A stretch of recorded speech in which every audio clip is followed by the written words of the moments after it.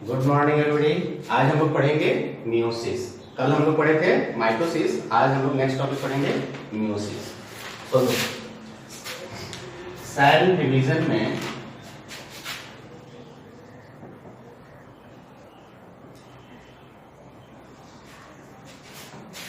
आज हम पढ़ेंगे मियोसिस। मियोसिस मियोसिस को हम क्या कहते हैं? रिडक्शनल डिवीजन भी कहते हैं। क्या कहते हैं इसको? Reductional division.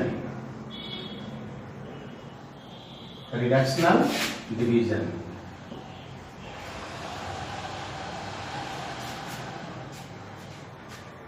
रिडक्शन का मतलब क्या होता है? रिड्यूस करना, कम करना। ठीक है, तो इसमें क्या होता है कि एक मदर सेल जो होती है 4 डॉटर सेल बनाती है और उसमें जो न्यूक्लियस जो होता है डिप्लॉइड से हैप्लॉइड में हो जाते हैं कन्वर्ट। ठीक है, जैसे कि पहले इसका डेफिनेशन लीजिए। Meiosis is a cell division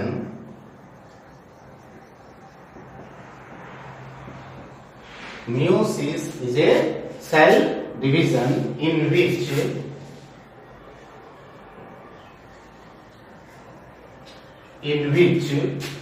a mother cell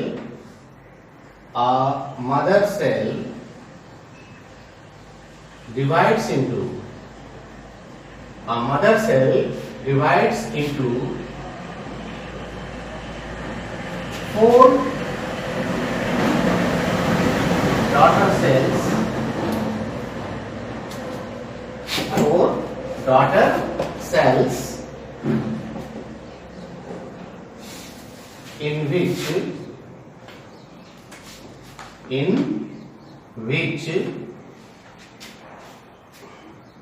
the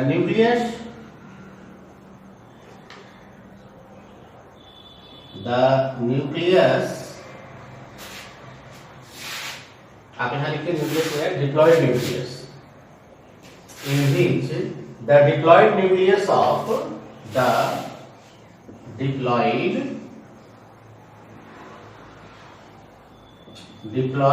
यानी कि 2n nucleus of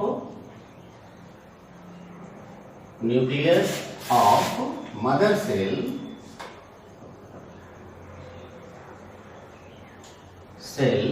divides into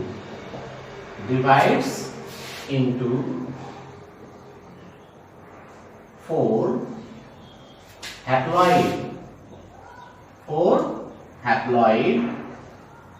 haploid means n nucleoli haploid nuclei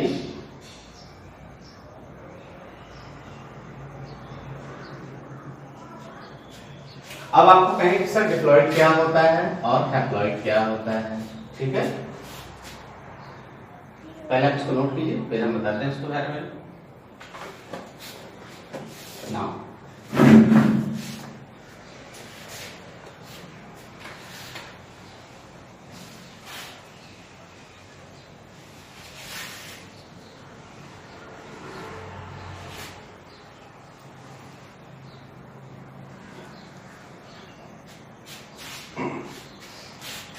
अच्छा, मियोसिस होता कहाँ है? Meiotic division occurs in germ cell. Meiosis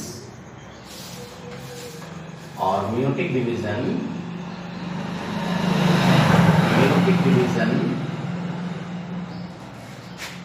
occur only in germ cells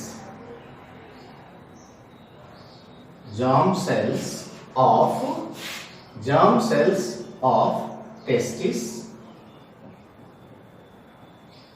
and ovaries. Testis and ovaries. Full stop. अब हम लोग पढ़ेंगे diploid होता क्या है और हैप्लॉइड क्या होता है। ठीक है, अभी हमने डेफिनेशन में पढ़ा था कि diploid, diploid means to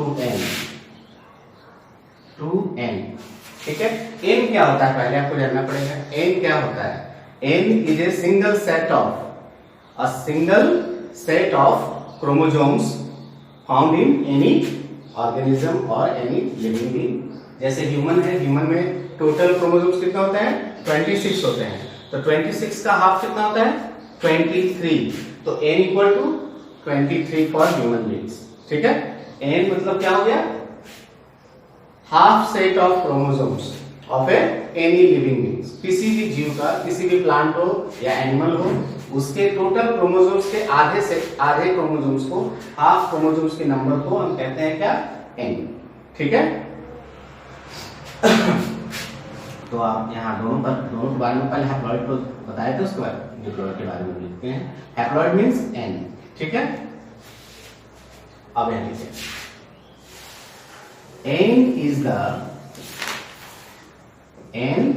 n means haploid is the total number of chromosomes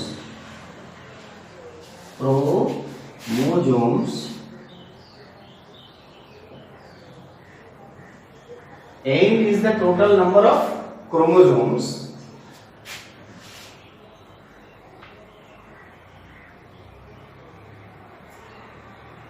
n is the half of, यहाँ एक चीज लिखेगा क्या? half of the total number of chromosomes of any plant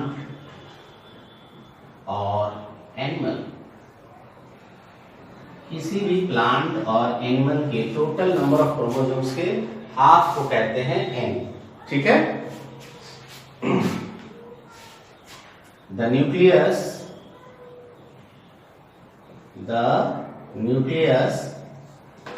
having n chromosomes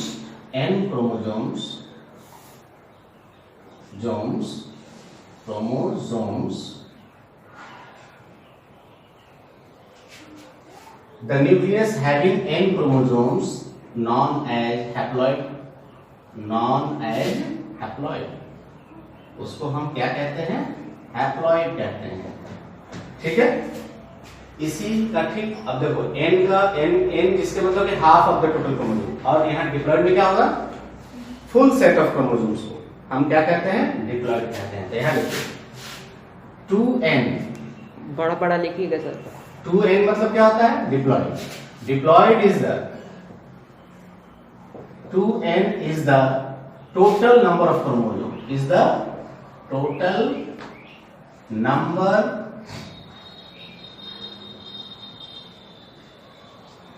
chromosomes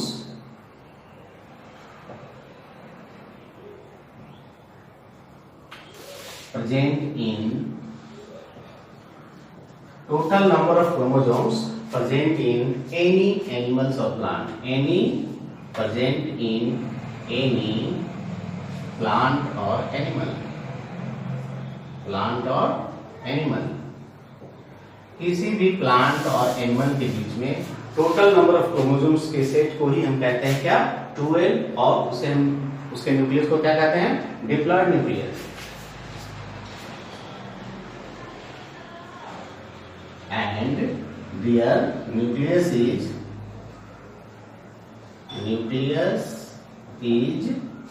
called as diploid. Nucleus is called as diploid.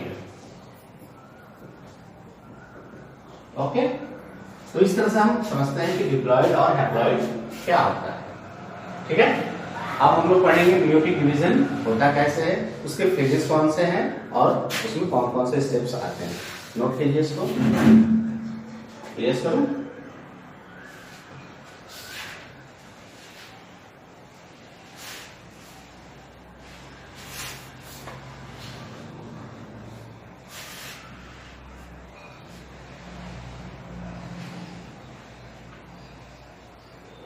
Okay.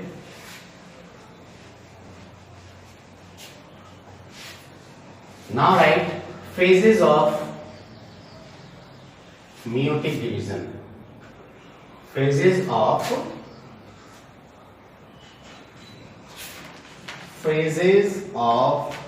meiotic या meiosis.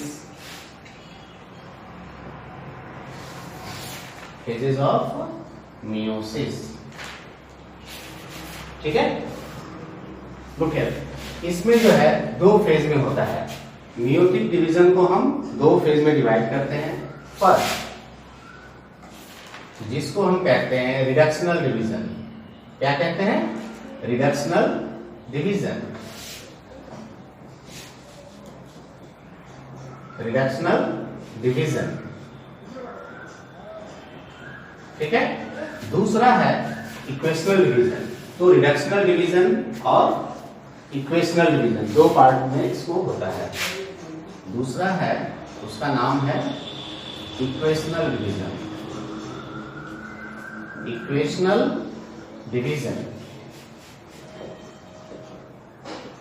Equational division, ठीक है।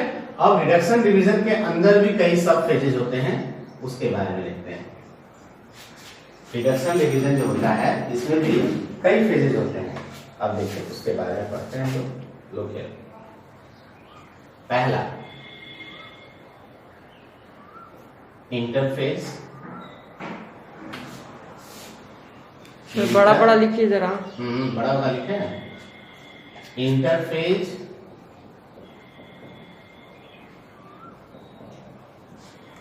Phase first.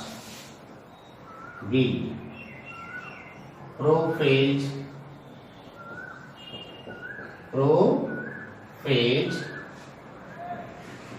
First.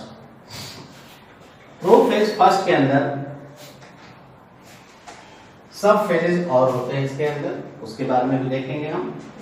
Prophase के अंदर भी कई phases होते हैं। इसमें जो है ए, बी, सी, डी।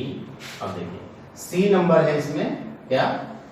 प्रोफेज के बाद मेटाफेज आपने पढ़ा था माइटोसिस में, वही सेम चीज होगा। Metaphase first. D number anaphase.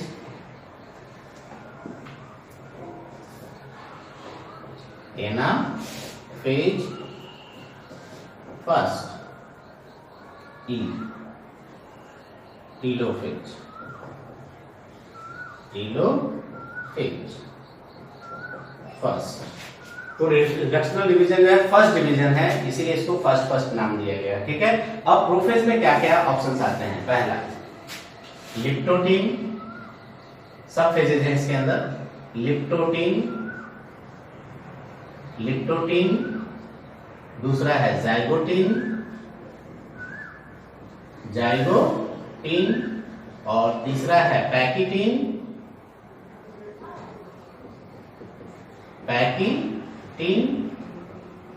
Leptotene, zygotene, पैकिटीन।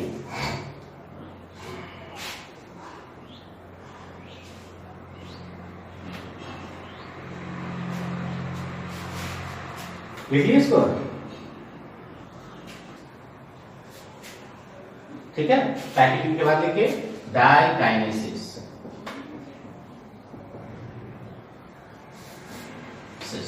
तो इस तरह से ये टोटल सब फेजेज हैं फर्स्ट का। रिडक्शनल डिवीजन में ये 5 फेजेज आते हैं। 5 में प्रोफेज जो होता है इसमें 4 और सब फेजेज हैं।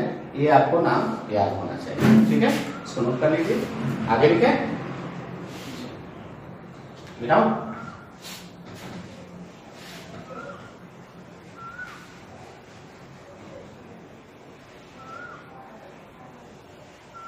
अब देखिए फर्स्ट तो हो गया। सेकंड नंबर क्या है? Equational division. क्या कहते हैं उसको? Equational division. Equational division. ना इक्वेशनल डिवीजन में क्या क्या आता है, ठीक है। इसमें भी पहला पॉइंट इंटरफेज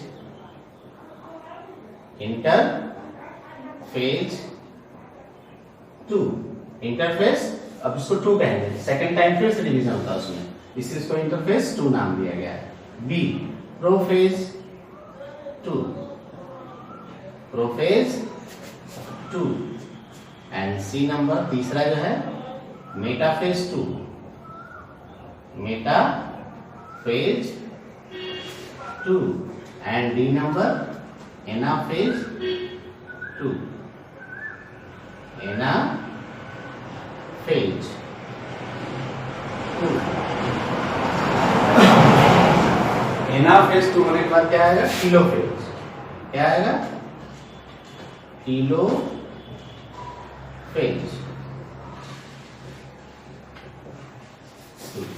तो इस तरह से ये न्यूक्लियर डिवीजन यहाँ आकर के कंप्लीट होता है। ठीक है, ये सारे जो डिवीजन हो रहे थे इसको हम कहते हैं क्या? कैरियोकाइनेसिस। क्या कहते हैं? कैरियोकाइनेसिस। अब इसके बाद जो है दूसरा क्या? रिडक्शनल तो इक्वेशनल हो गया। अब इसमें अब आएगा, उसके बाद क्या आएगा? साइटोकाइनेसिस होगा। क्या होगा? साइटोकाइनेसिस। हो गया ना? अब इसमें साइटोकाइनेसिस,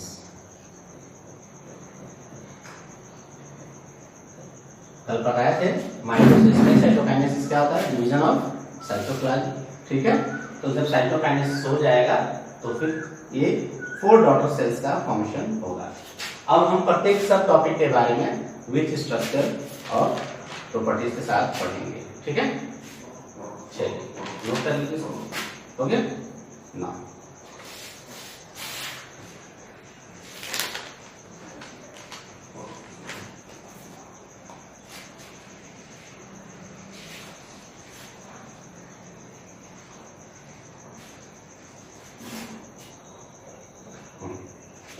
पहला टॉपिक है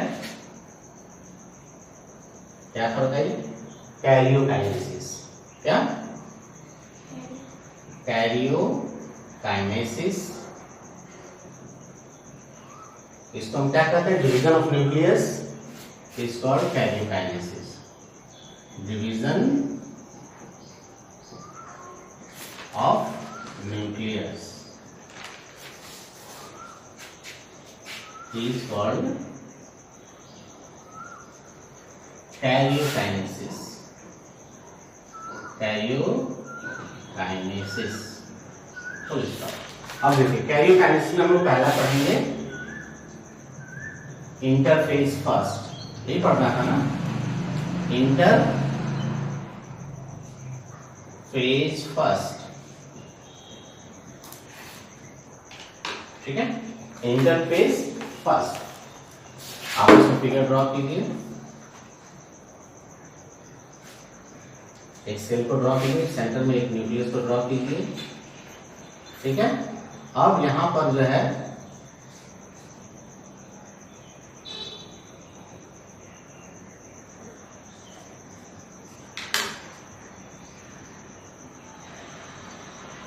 ये आपका जो है सेंट्रोसोम्स है। ठीक है, अब इसके अंदर न्यूक्लियस के अंदर जो है न्यूक्लियोलस होगा। आपको क्या दिखाई देगा? न्यूक्लियोलस।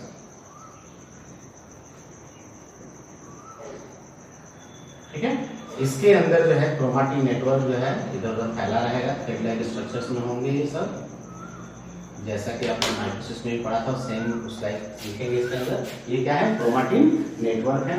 सेल ऑर्गेनेल्स धीरे धीरे गायब हो जाएंगे। सेल ऑर्गेनेल्स क्या होंगे? वो सब डिसअपीयर होने लगते हैं। ठीक है, इसे हम कहते हैं क्या? इंटरफेज। नेमिंग आप इसको कर लीजिएगा। ये क्या है? सेल मेम्ब्रेन है या सेल है। ये क्या है? सेंट्रोसोम है, सेंट्रोसोम। ये क्या है? न्यूक्लियस है, न्यूक्लियस है। और दिस इज क्रोमाटिन नेटवर्क। क्या है? Chromatin network. So you can say chromatin network. Now this is called nucleolus. Nucleolus. Nucleolus. Here.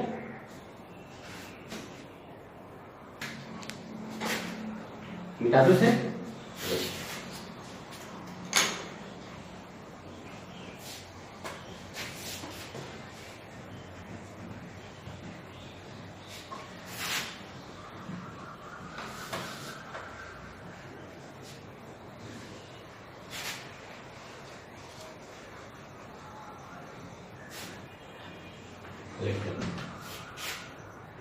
Point A या फर्स्ट पॉइंट इसके अंदर बड़ा बड़ा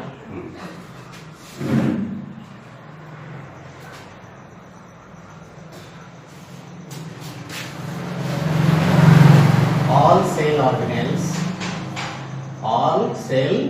organelles तो बड़ा बड़ा लिखिए। और बड़ा लिखे ना।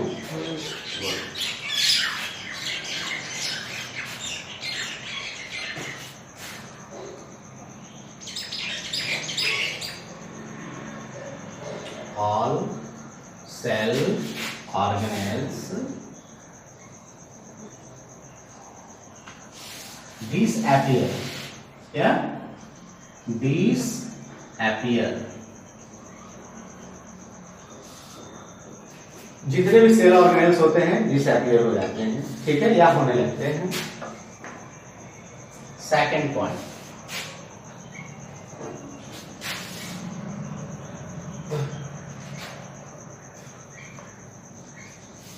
न्यूक्लियस,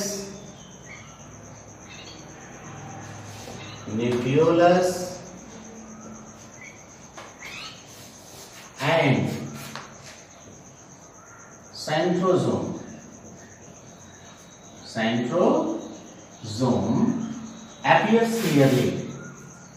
appears clearly, साफ साफ नजर आने लगते हैं, ठीक है। Third number, cell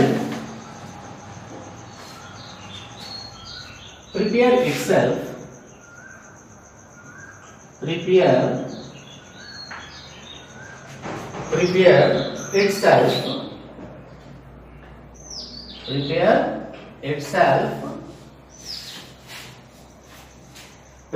itself for division के लिए तैयार करने लगती है सेल अपने आप को। क्या क्या उसको प्रिकॉशन क्या क्या प्रिपेयर करना है, इसकी चीज के बारे में होती है, सेल उसके लिए तैयारी करने लगती है, ठीक है। हो गया। अब है नेक्स्ट, इसके बाद अगला पॉइंट है इसके अंदर इंटरफेस फर्स्ट के बाद क्या है, प्रोफेज फर्स्ट।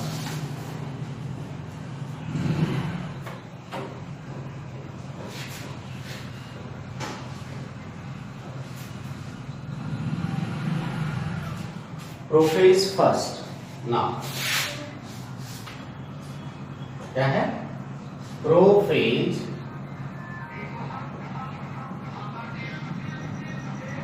फर्स्ट, ठीक है। प्रोफेज फर्स्ट के नीचे क्या आता है, ठीक है। प्रोफेज फर्स्ट के पहले सब पॉइंट्स क्या लिखे हैं आपने, पहला प्रोफेज फर्स्ट के अंदर क्या है, फर्स्ट पॉइंट लिप्टोकिन, अभी मैंने लिखाया है आपको यहाँ लिखाया है, आप कैसे देख रहे हो, यहाँ देखो ना, प्रोफेज क्या लिखा है, प्रोफेज फर्स्ट में पहला पॉइंट क्या है, लिप्टोकिन है, तो आप इसको याद करोगे सर से, लिप्टोकिन। अब हम पढ़ेंगे किसके बारे में, लिप्टोकिन के बारे में। प्रोफेज में पहला टॉपिक है, सब टॉपिक लिप्टोकिन,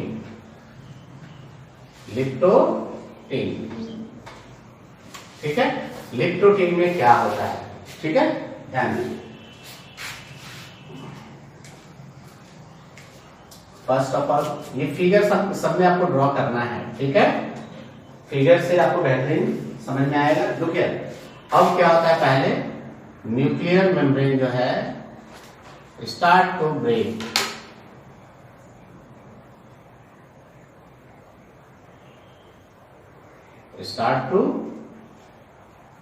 ब्रेक, ठीक है, और centrosome also start to divide or break into two parts.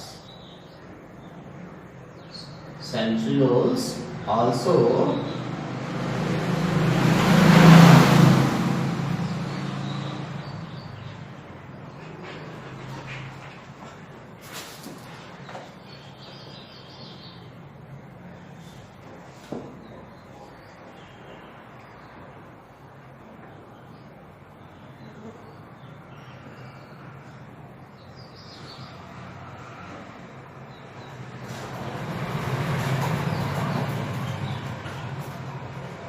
ठीक है।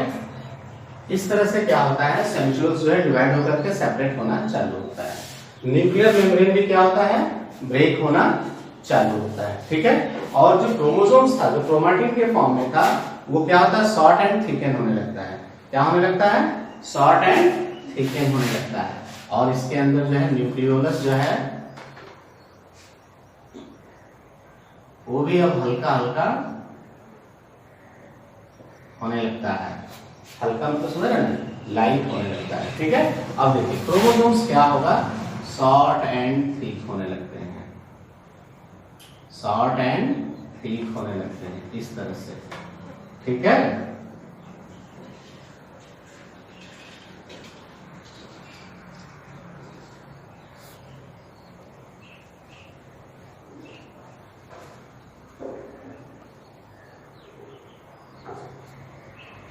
मान लो हमने 8 क्रोमोसोम्स के बारे में बताया इसमें। ठीक है। 8 क्रोमोसोम्स ड्रॉ किया, तो शॉर्ट एंड थिक होने लगते हैं।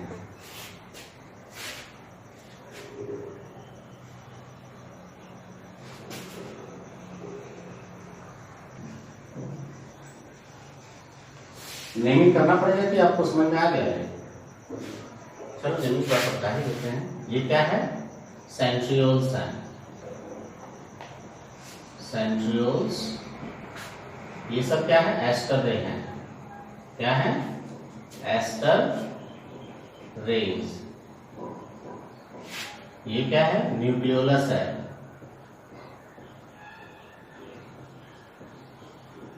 ये डिसअपियरिंग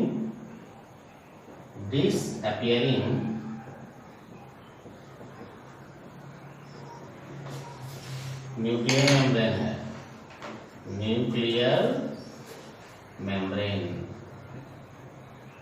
न्यूक्लियर मेम्ब्रेन अब धीरे धीरे डिसअपियर होने लगता है। और ये शॉर्ट एंड थिकन क्रोमोसोम्स है। क्या है, शॉर्ट एंड थिकन क्रोमोसोम्स।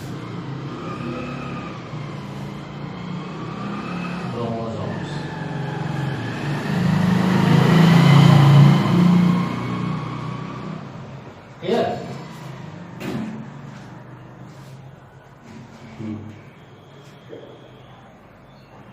चलिए अब लिखिए इसके बारे में points.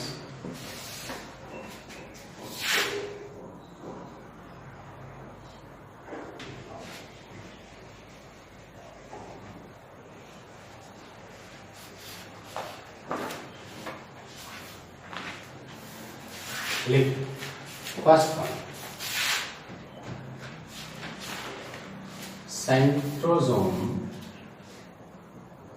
centrosome divides into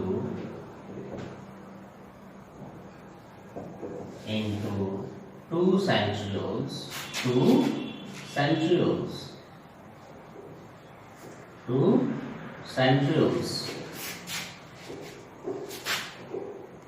Second point, each centriole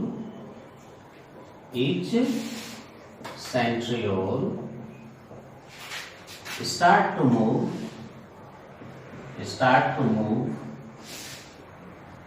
towards opposite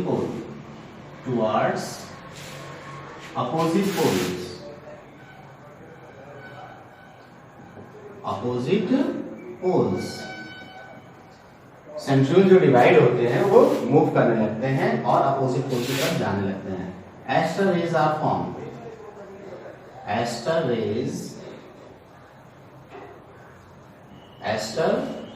rays are formed between centrioles, between centrioles, centrioles के बीच में एस्टर रेस बनने लगते हैं। ठीक है,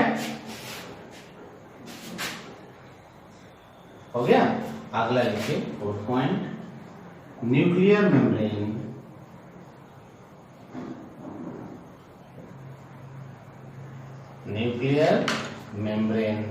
start to break,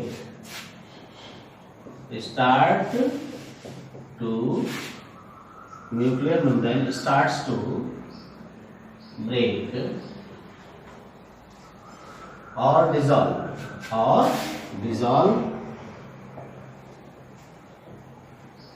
or disappear,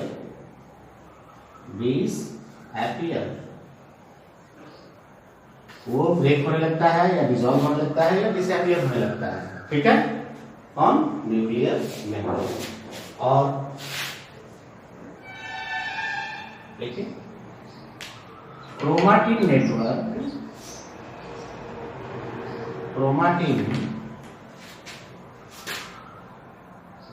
changes into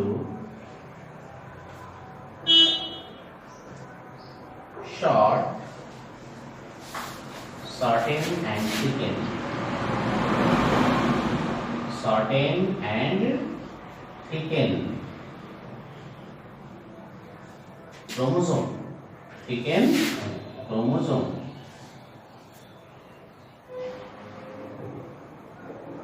chromosomes, मतलब जो भी क्रोमाटिन होते हैं वो छोटा और मोटा होने लगते हैं। ठीक है, तो पहला है लिप्टोटिन के सारे पॉइंट्स हो गए।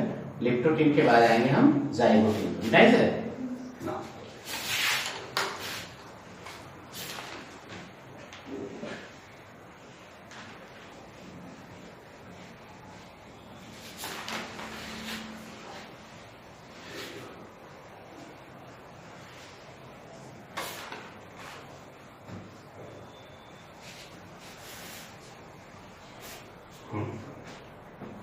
सेकंड पॉइंट क्या है?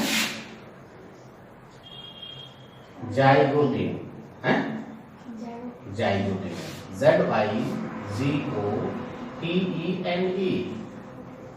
जाइगोटिन। ठीक है, जाइगोटिन होता क्या है? देखिए आप पहले फिगर ड्रॉ करिए, इसके बारे में समझाता हूं इसके बारे में। ठीक है, जाइगोटिन में क्या क्या होता है? जो न्यूक्लियर मेम्ब्रेन होता है कुछ और ब्रेक हो जाता है। ठीक है,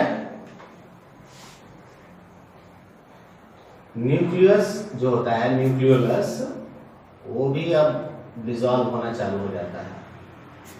ठीक है, न्यूक्लियोलस जो होता है वो भी गायब होने लगता है। और जो क्रोमोसोम्स जो थे शॉर्ट एंड थिकन जो दिख रहे थे, अब वो क्रोमाटिड के रूप में कन्वर्ट हो जाते हैं। मतलब प्रत्येक क्रोमोसोम के क्रोमाटिड बन जाते हैं और जो होमोलोगस क्रोमोसोम होते हैं वो एक दूसरे के आमने सामने आ जाते हैं। कौन? Homologous chromosome. तो अब इसमें देखो ध्यान से, टोटल हमने कितने क्रोमोसोम लिए थे? 8। उस 8 में से क्या होता है, 4 जो होते हैं 50-50, आधे फादर के होते हैं और आधे मदर के होते हैं। तो जो पैरेंटल जो क्रोमोसोम्स हैं वो होमोलोगस क्रोमोसोम, फादर और मदर के जो क्रोमोसोम्स हैं वो आमने सामने आ जाते हैं। और ये जैसे क्रोमोसोम्स हैं इसके सामने जो होमोलोगस क्रोमोसोम है वो सामने आ जाता है। ठीक है, इस तरह से वो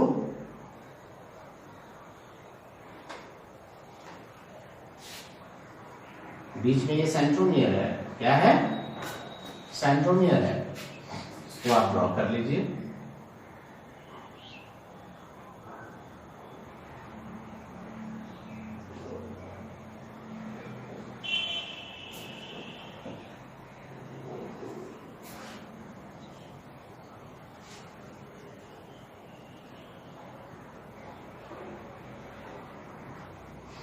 टोटल हमने कितने थे? 2 2 4 2 6 2 8, टोटल 8 क्रोमोसोम्स थे। और इससे जो है पेयरिंग स्टार्ट हो जाता है, क्रोमोसोम्स की पेयरिंग चालू हो जाती है।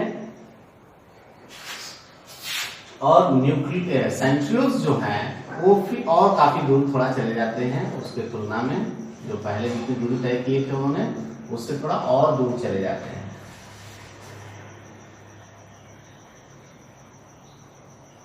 और एस्टर और थोड़ा ज्यादा फैल जाता है एस्टर।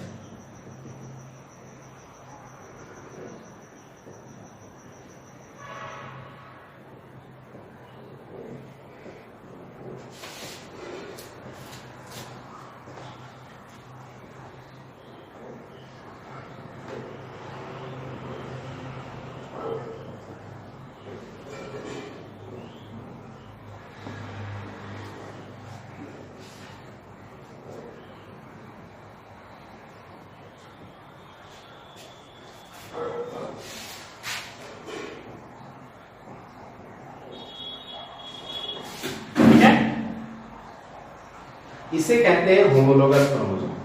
क्या कहते हैं? Homologous chromosomes. Homologous chromosome.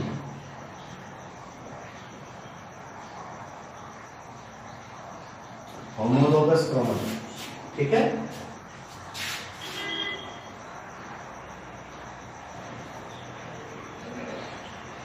ये क्या है? डिसअपियरिंग न्यूक्लियोलस है, ठीक है। और ये सेंट्रियोल्स हैं, so you can write centriole. ये क्या है? डिसअपियरिंग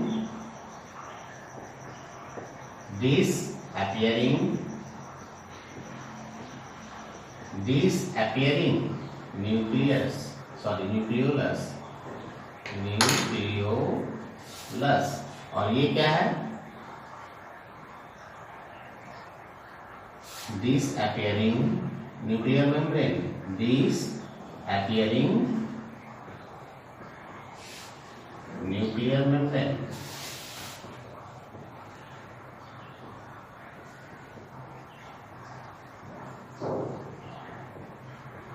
ठीक है।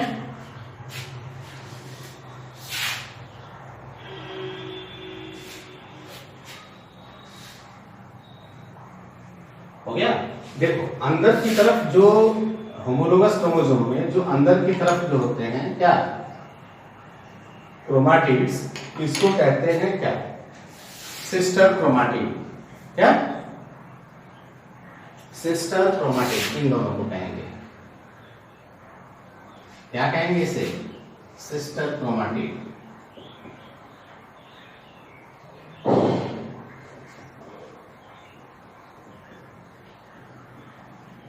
जो कि नीट में पूछ देता है, सिस्टर क्रोमाटिड, ठीक है। और जो बाहर की साइड जो क्रोमोसोम होता है उसको कहते हैं नॉन सिस्टर क्रोमाटिड। क्या कहते हैं? Non sister chromatid.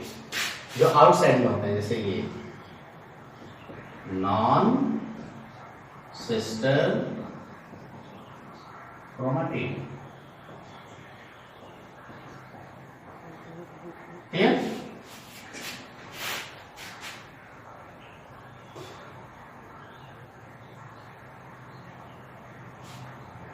नोट कर लिया? अब इसके बारे में जो पॉइंट्स है वो इंपॉर्टेंट पॉइंट्स इसको नोट कीजिए, लिखिए। बिकॉज से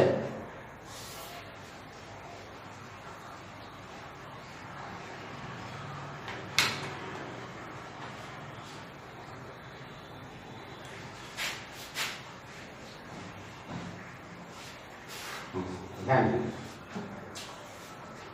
first point, centriole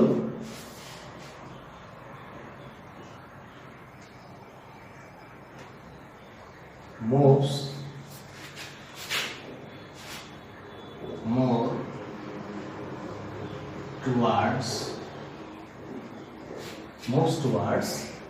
opposite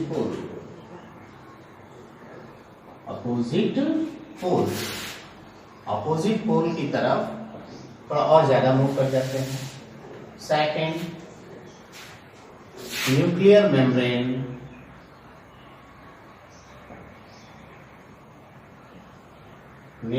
membrane और एंड न्यूक्लियोलस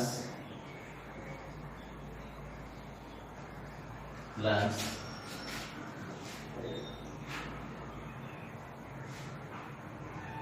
more dissolve, ठीक है। Third point, homologous chromosome, homologous chromosome, homologous chromosomes, homologous chromosomes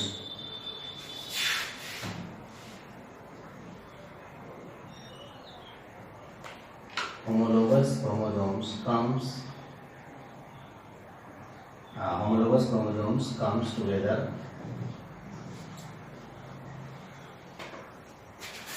in a pair,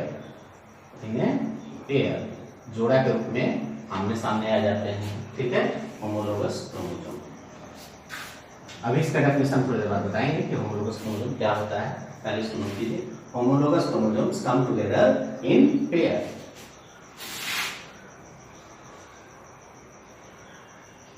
ठीक है।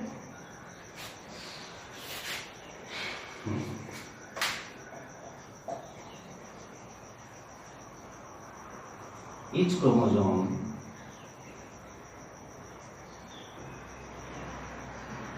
each chromosome appears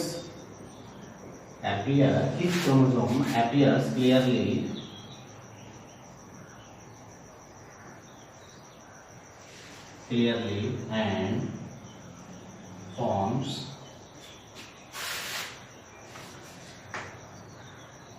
two chromatids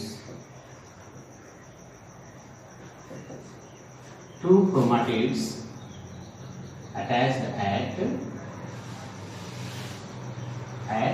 centromere,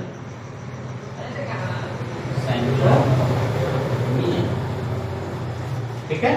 centromere के पास जो ये अटैच होते हैं क्रोमाटिड, और वो साफ साफ प्रत्येक क्रोमोसोम में दो दो क्रोमाटिड साफ साफ दिखने लगते हैं, ठीक है।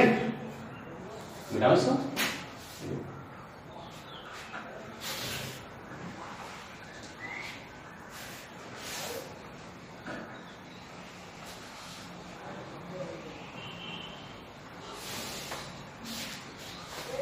अब लिखिए होमोलोगस क्रोमोसोम का डेफिनेशन लिख लीजिए इसमें। Homologous chromosome, homologous chromosome,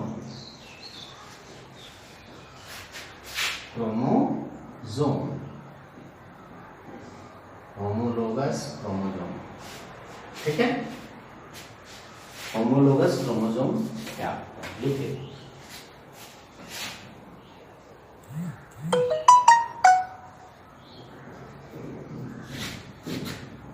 There is two sets of chromosome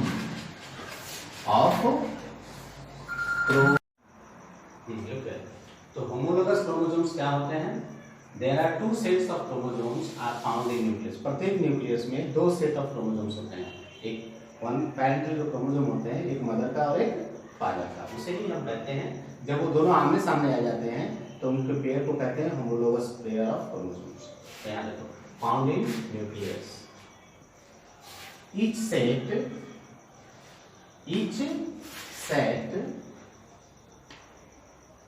of chromosome belong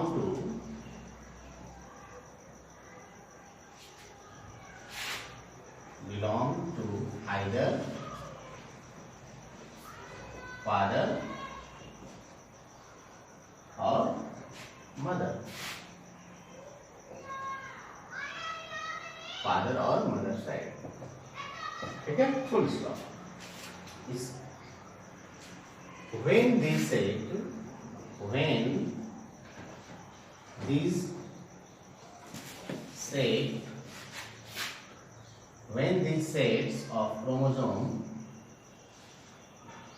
these sets of chromosomes make pairing,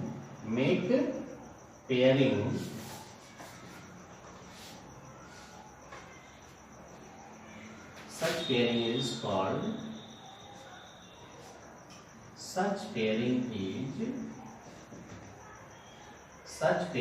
is called homologous chromosome. Homologous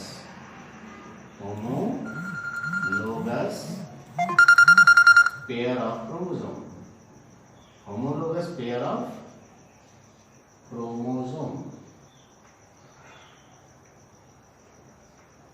full stop. अब देखिए होमोलोगस पेयर ऑफ क्रोमोसोम में क्या आता है, इसको नोट कर लिए हैं। अब देखिए इसमें पेयरिंग क्या होता है, क्रोमोसोम्स जो होते हैं इस तरह से बन जाते हैं, ठीक है। और इसी के अंदर डीएनए होते हैं, क्या होते हैं, इसी के अंदर डीएनए होते हैं और इसके अंदर भी डीएनए होते हैं। डीएनए में क्या होता है, जीन कैरिंग होते हैं, ठीक है। इसको हम कहते हैं सेंट्रोमियर,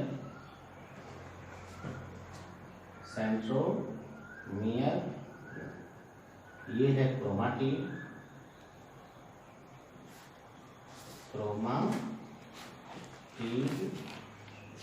ठीक है। और इसके अंदर जो ये है इसको कहते हैं डीएनए, ठीक है। ये चीज तो ऐसे जो एक पेरेंट साइड फादर साइड का होता है क्रोमोसोम और एक मदर साइड का क्रोमोसोम होता है, दोनों आमने सामने आ जाते हैं, जैसे कि यहाँ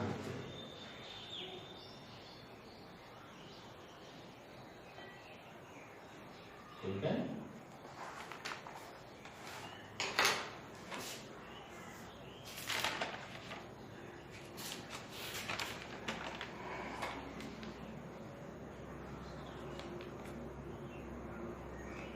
ठीक है, इसे ही कहते हैं होमोलोगस पेयर। क्या कहते हैं, होमोलोगस पेयर। आप क्या कीजिएगा, इसमें कलर चेंज कर लीजिएगा। अगर आपके पास कलर पेन होगा तो एक क्रोमोसोम्स को दूसरे कलर से कर लीजिएगा जो आपको डिफ्रेंशिएट करेगा, जैसे मदर का अलग कलर, फादर का अलग कलर। इससे इजीली आपको पता चलेगा कि ये जो क्रोमोसोम्स हैं अलग अलग हैं। शेप तो एक ही जैसा रहता है, पर कलर आप कलर पहचानने के लिए आप इसको अलग अलग कलर कर लीजिए, ठीक है। कलर इस तरह से आप डिफरेंट कर सकते हैं, ना पॉजिटिव, ठीक है। रेडी। इन दोनों को क्या कहते हैं, सिस्टर क्रोमाटिड। बताया तो उसको लिखे थे, सिस्टर क्रोमाटिड, और साइड वाले को कहते हैं नॉन सिस्टर। क्या कहते हैं, नॉन सिस्टर क्रोमाटिड,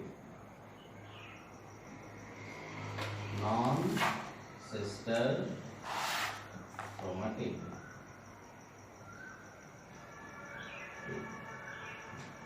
अब ये सिस्टर क्रोमाटिड होते क्या है, ठीक है। सिस्टर क्रोमाटिड आइडेंटिकल क्रोमोसोम्स होते हैं या आइडेंटिकल क्रोमाटिड्स होते हैं। जैसे सपोज करो यहाँ देखो, कहाँ गया, जो क्रोमोसोम्स आ रहे हैं दोनों साइड से आ रहे हैं, फादर साइड से और एक मदर साइड से आ रहा है। आइदर फादर साइड और मदर साइड से आ रहा है। सपोज मेरे दो कान हैं, तो ये कैरेक्टर जो है डीएनए में मौजूद है, तो एक डीएनए जो पेरेंट मतलब मदर साइड से आ रहा है उसमें भी दो कान है, और फादर साइड से आ रहा है उसमें भी दो कान है। समझ में आ रही बात, या हमारा स्किन ब्लैक है या व्हाइट है या जो भी फेयर है वो डीएनए में उसमें है ऑलरेडी, तो एक फादर साइड से आ रहा है और एक मदर साइड से आ रहा है। तो जो आइडेंटिकल होते हैं, मतलब सेम कैरेक्टर इधर वाले में हो और इधर वाले में हो, वो आमने सामने आ जाते हैं। बोलो क्या बोला मैं, हाँ, मतलब इस क्रोमाटिड में और इस क्रोमाटिड में आइडेंटिकल कैरेक्टर्स आमने सामने आ जाते हैं, ठीक है। क्या बताया मैं, इसमें भी नाक होगा तो इसमें भी नाक होगा, इसमें भी है, मतलब जो कैरेक्टर्स इसमें है वही कैरेक्टर इसमें भी है, बट ठीक है उनका थोड़ा प्रॉपर्टीज अलग अलग हो सकता है, लेकिन दोनों के आमने सामने आ जाते हैं। तो ये जो क्रोमाटिड आमने सामने आते हैं इनको कहते हैं सिस्टर क्रोमाटिड। ये लाइक क्रोमेटिड्स होते हैं, मतलब एक जैसे होते हैं, ठीक है, इनको हम होमोलोगस पेयर ऑफ क्रोमोसोम कहते हैं। क्लियर? तो हालांकि इसी के अंदर ये पढ़ना है, लेकिन आप 12 सेल डिवीजन जब लिखोगे तो आप इसको डिस्क्राइब करना जरूरी नहीं है, लेकिन आप एज ए कॉम्पिटिशन आपको जानना तो है, ठीक है। और भी इसका डिटेल स्ट्रक्चर आप हायर क्लास में जाएंगे तो और बताया जाएगा इसके बारे में, अभी इनिशियल स्टेज में है आप। है होमोलोगस क्रोमोसोम ओवर विदाउट से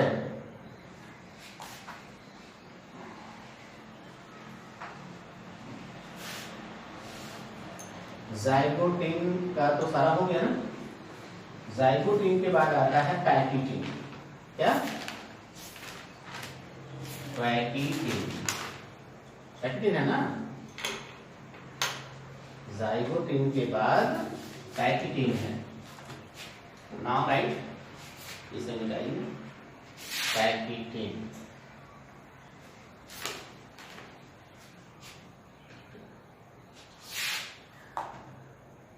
सी PACHYTENE, पैकिटिन।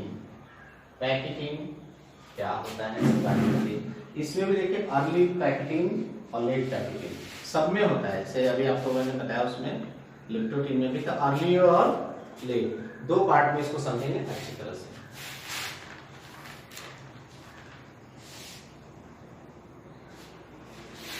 हमने दो,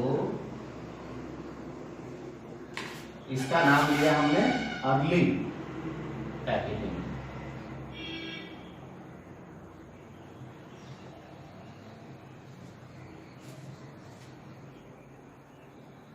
और ये है लेट पैकिटिन। क्या? लेट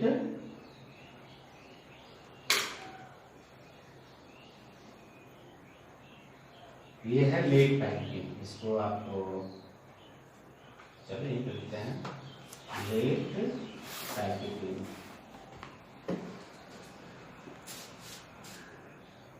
ठीक है, तो लेट पैकेटिंग अर्ली पैकेटिंग में पहले हम फर्क देखेंगे। शुरुआत में जो चेंजेस पाए जाते हैं उसको हम अर्ली पैकेट में पढ़ते हैं, पैकेटिंग। देखिए इसमें क्या होता है, तो ये न्यूक्लियर मेम्ब्रेन तो और ज्यादा ब्रेक हो जाता है उसके तुलना में। जो सेंट्रियोल्स होते हैं वो थोड़ा और दूर चले जाते हैं, ठीक है। तो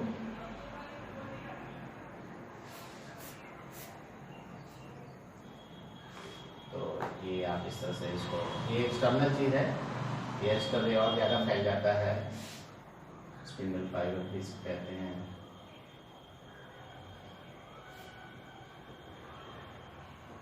चूंकि स्फेरिकल होता है तो हर दिशा में ये निकलना चालू हो जाता है, पूरी सेल व्यवहार में लगता है इसको।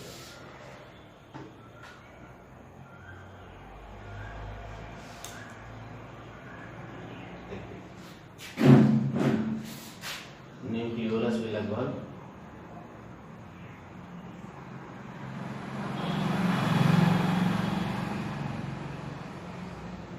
ठीक है, वो लगभग इस ऐसे हो चुका था। अब जो हमने बताया आप दो डिफरेंट कलर में बनाएंगे,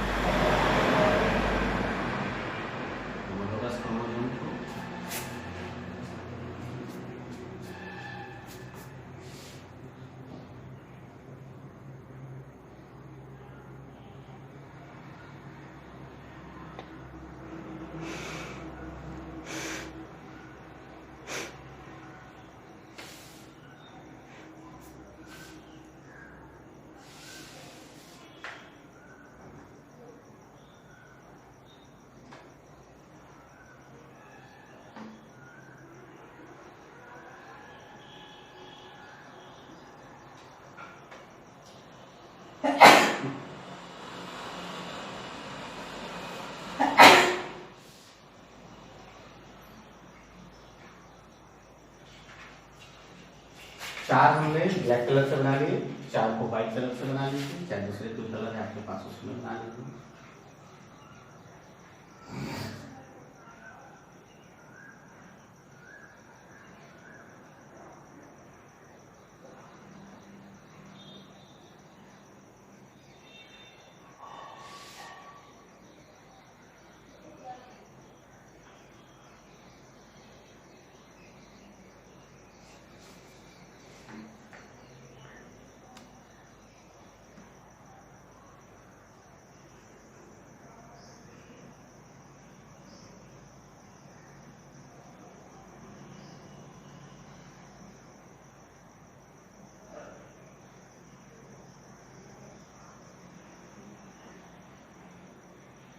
ये हमने बनाया है sister chromatid coils each other, एक दूसरे के टच में आ जाते हैं। कौन?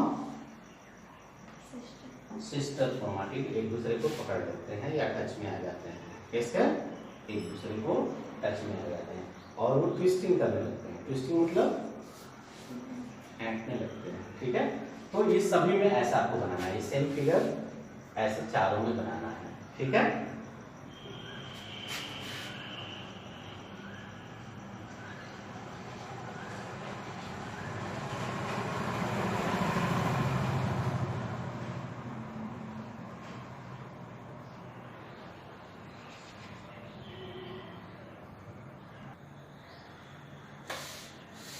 Chromatid each other. इसमें क्या है, सिस्टर क्रोमेटिड आपस में क्वाइलिंग करने लगते हैं। ये अर्ली पैकेजिंग में क्वाइलिंग चालू हो जाती है और ट्विस्टिंग चालू हो जाती है। अब क्या होता है,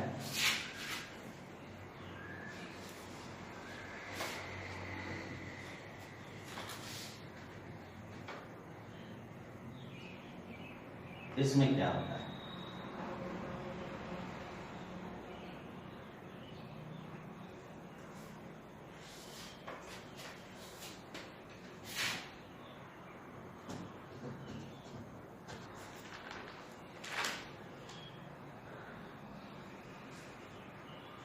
आप ड्रॉ कीजिए इस तरह से।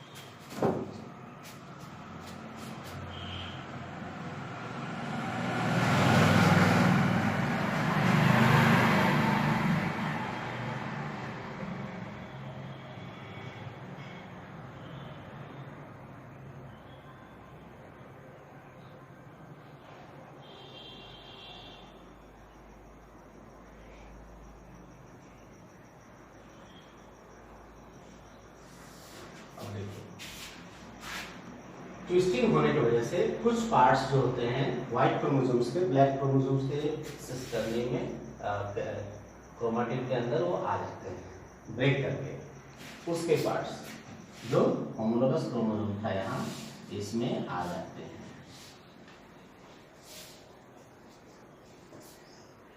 ठीक है,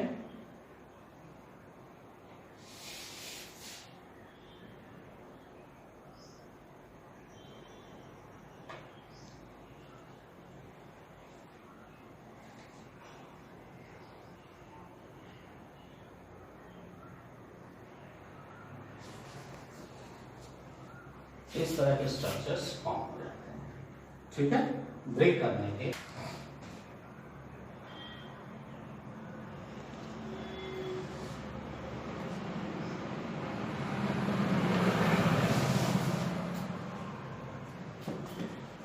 ये आप ड्रॉ कर लीजिएगा पहले।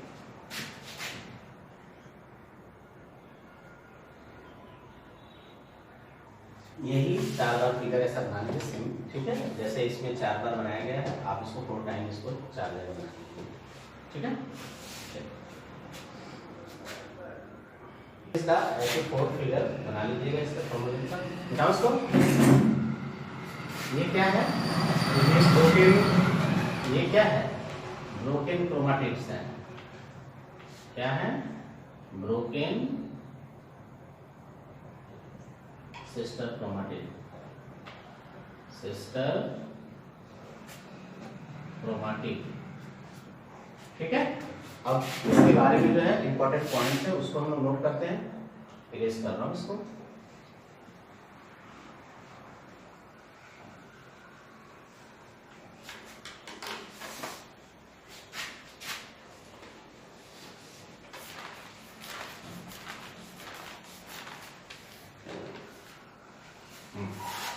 First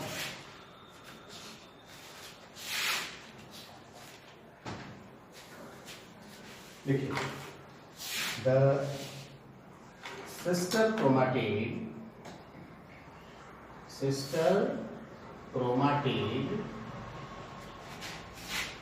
coils together coils together or come in touch together.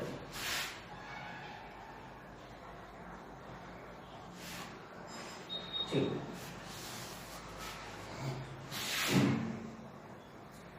the sister chromatid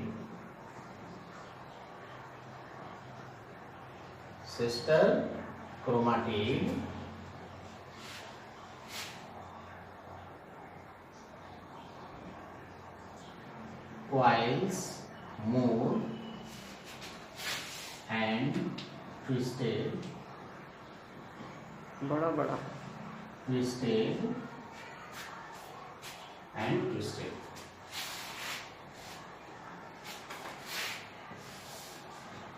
Next, due to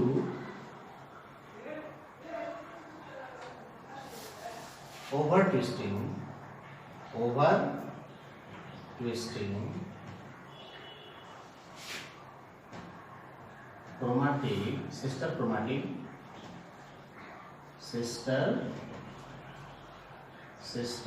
chromatid, sister chromatid breaks into pieces.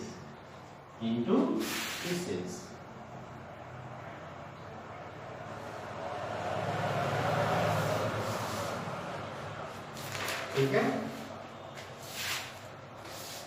Due to breaking of sister chromatid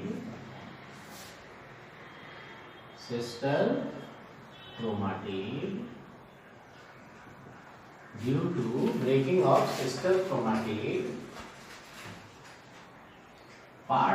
some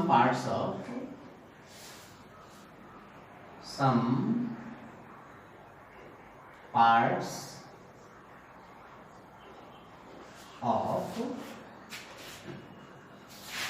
sister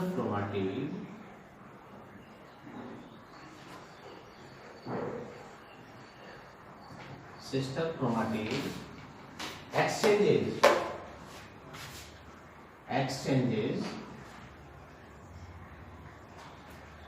some parts of sister chromatid exchanges or interchanges